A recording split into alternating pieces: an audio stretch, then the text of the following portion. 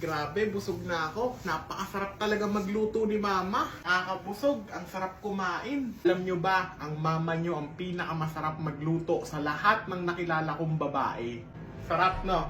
O sige, sino ngayon maghuhugas ng mga pinagkainan nyo? Ikaw na maghugas, mahal. May gagawin pa ako dun eh. Mama, ikaw na kaya maghugas nito. May gagawin pa ako module dun eh. Mama, kayo na lang maghugas. Natatain na ako eh. Lalabas na. Ano ako? Sige, ganyanan pala gusto nyo, ha? Teka lang. Kung sino man sa inyo ang mapili dito sa roleta, siya ang maghugas ng plato, ha?